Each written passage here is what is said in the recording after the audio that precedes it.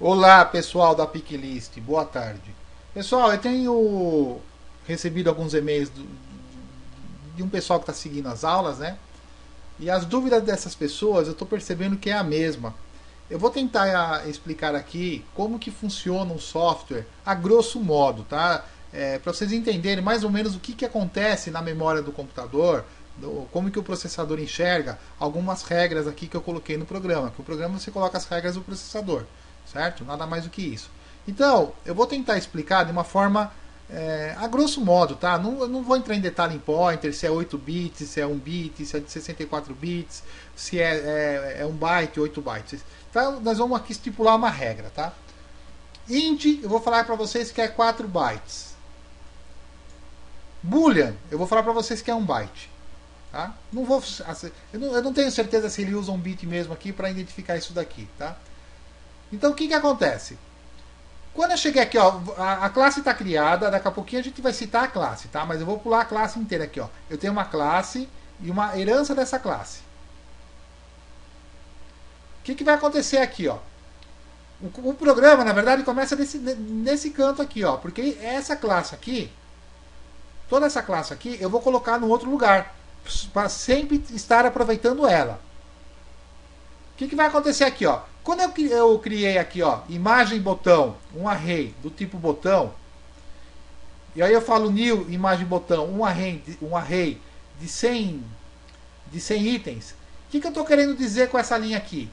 Eu estou falando para o processador me reservar, tá? Suponhamos que ele endereça a memória com 8 bytes, tá? Suponhamos que ele endereça a memória com 8 bytes. Eu estou falando para o processador me reservar 800 bytes de memória, que ele vai ter que apontar para mim aonde começa cada objeto que eu vou criar.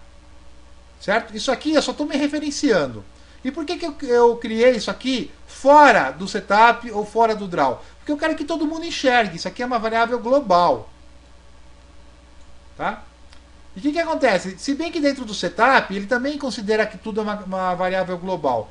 Tá? Mas eu tenho que me referenciar a isso aqui, ó, porque eu vou criar o objeto dentro de uma variável global, certo? Que é de uma void global.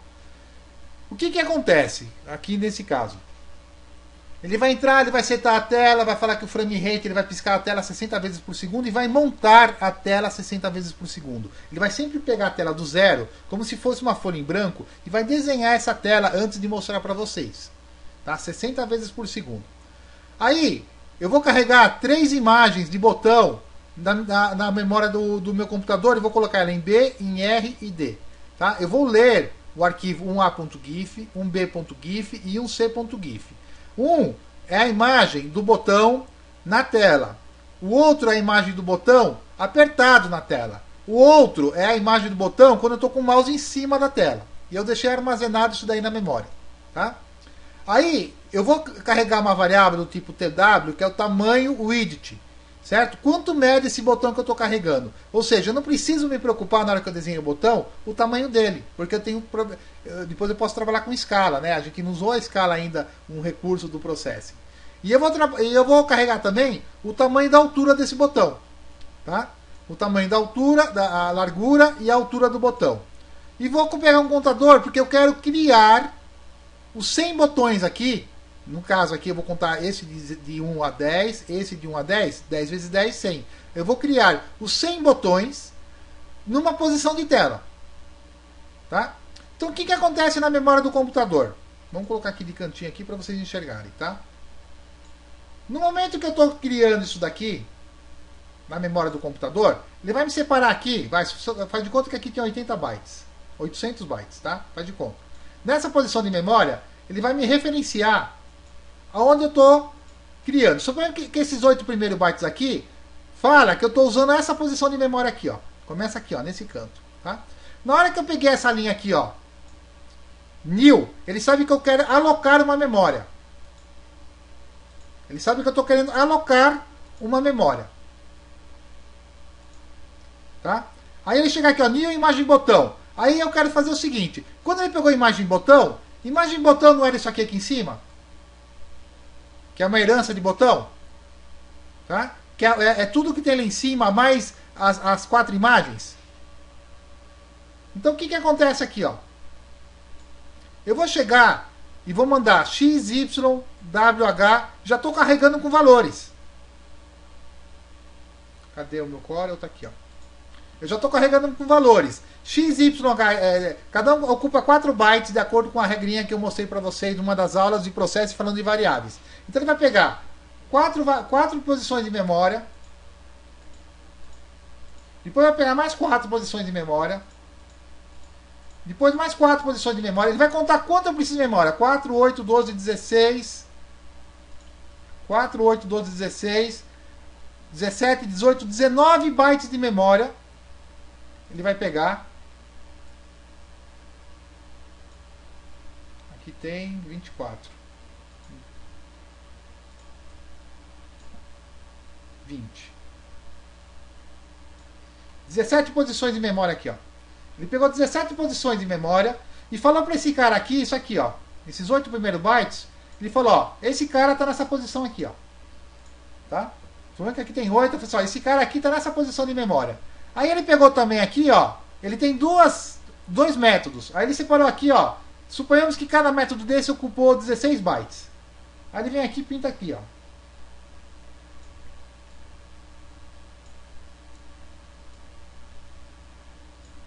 Usou mais isso aqui de memória. Tá? 16 bytes, que são os métodos. Esse cara aqui, quando ele aponta para cá, ele sabe quem que é X, porque ele conta 4 bytes. Ele sabe quem é Y, que ele conta mais 4. E ele sabe onde começam os métodos também, que ele alocou lá na frente. Tá certo? Que acontece? Eu vou deixar de cantinho aqui para a gente conseguindo ler o programa. Ah, isso aqui é problema do Corel, tá? Do Camtasia. Tem que minimizar e maximizar. Aí o que acontece aqui, ó? Ele criou. Só que nós temos também aqui embaixo, que é uma extensão, essas 4 variáveis aqui, ó.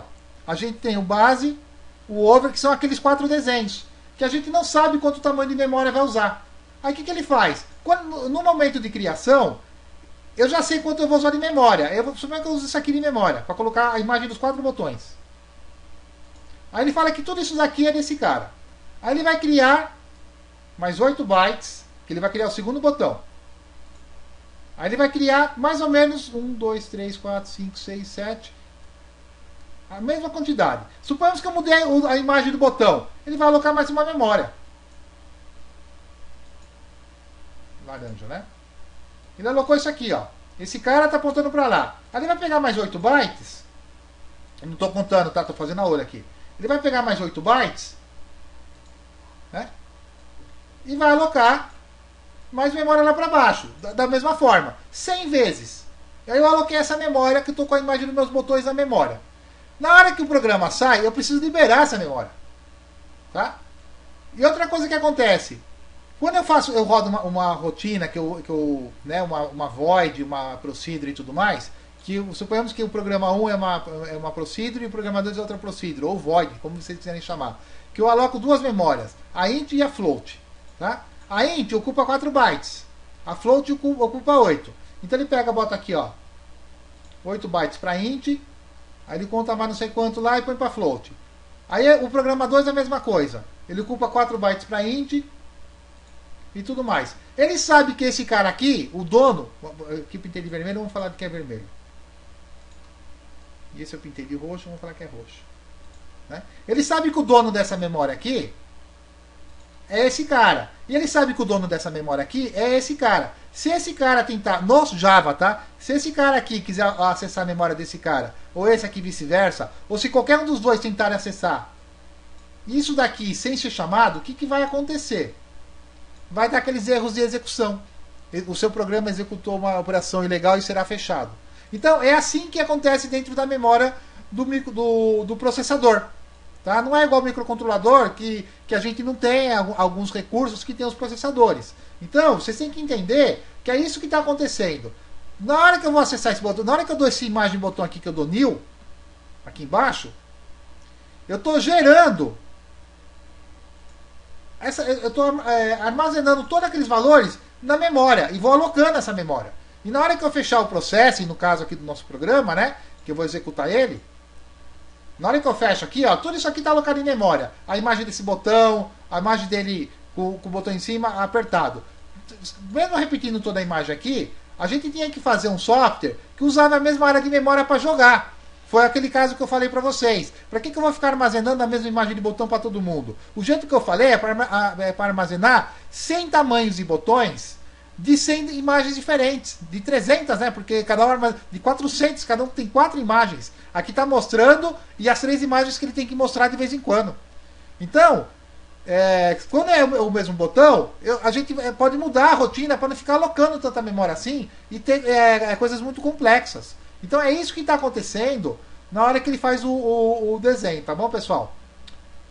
Voltando aqui para o processo que eu ia ensinar a aula de botões, né? Que eu falei para vocês como a gente ia fazer os botões. Eu criei aqui os 3 botões para vocês, tá? Tá tudo vetorizado. Na hora que eu for exportar esse botão aqui, eu dou export. Se vocês quiserem antecipar, vocês podem fazer dessa forma aqui, ó. Bitmap, converter em bitmap. Aí vocês falam, por exemplo, 150 dpi é uma boa resolução. E vocês colocam aqui fundo transparente. Na hora que vocês colocam fundo transparente, o que ele vai fazer? Ó, vocês tiram suavização de serrilhado que não precisa, tá? Porque o desenho é muito pequeno, senão fica todo borrado. Na hora que você coloca fundo transparente, ele faz pra gente a camada alfa. Quer ver? Ó, eu vou jogar esse botão pro alto, Shift Page Up, e vou jogar em cima desse desenho aqui, ó. Olha aqui, ó. Ele não fez aquela bordinha branca. Se eu falar para esse cara aqui, ó, que ele não tem fundo transparente, ó, bitmap, converter em bitmap, sem ser fundo transparente, tá? Ó. E vou jogar agora ele para cima, Shift Page Up. Vou jogar em cima desse outro aqui, ó. Olha o que aconteceu aqui, ó. Então, eu preciso gerar a camada alfa. Ctrl Z, Ctrl Z, Ctrl Z. Voltei o botão, eu venho aqui, ó, bitmap, converter em bitmap, 150 dpi, fundo transparente. Gerei já a camada alfa. A mesma coisa que esse cara aqui, ó, converter em bitmap, 150 dpi. Pessoal, desculpa aí, ó. Aqui tem que estar em RGB, tá? 24 bits, ó. Volta aí, ó. Para não precisar refazer a aula aí. Vamos dar Ctrl Z, Ctrl Z, Ctrl Z, Ctrl Z, Ctrl Z, Ctrl Z. Bitmap, converter em bitmap. RGB 24 bits. Desculpa aí, pessoal. RGB 24 bits, tá? Fundo transparente. Continua tudo a mesma coisa. Bitmap, converter em bitmap. Fundo transparente, 24 bits, RGB. Em CMYK fica mais bonito o botão, hein? Bitmap, converter em bitmap, RGB 24, fundo transparente. Agora que eu gerei tudo, o que eu faço? Eu vou exportar esses botões, tá? Eu vou exportar somente selecionados. Qual que é o formato? Em formato GIF. Cadê o GIF? GIF aqui, ó. Formato GIF. Vamos colocar aqui. Botão 2. .gif, bote 2a.gif, Ctrl C, Ctrl V. Ctrl C. Somente selecionados, tá? Ele vai tá mostrando, tá vendo os quadradinhos embaixo? Significa que o fundo está transparente. O que nós vamos fazer? Pronto. Faz a mesma coisa com os 3. Exportar. Somente selecionados. Ctrl C, Ctrl V. Já tinha dado, certo? Botão 2.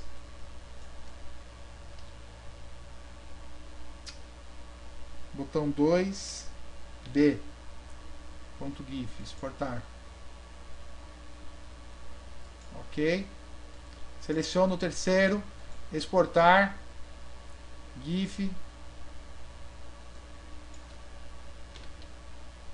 Botão C. Botão 2, A, B e C, tá? Ponto GIF. Depois eu vejo os nomes lá se estão certinho. Qualquer coisa eu altero o nome. Para todos ficarem iguais, tá? É só exportar aqui, ó. Exportei no meu desktop. Eu vou pegar esses 3 botões, vou jogar no sketch folder do processing. E nós já vamos voltar para aquela aula para vocês verem como é que faz esses botões aqui, tá bom, pessoal? Daqui a pouquinho a gente volta. Um abraço.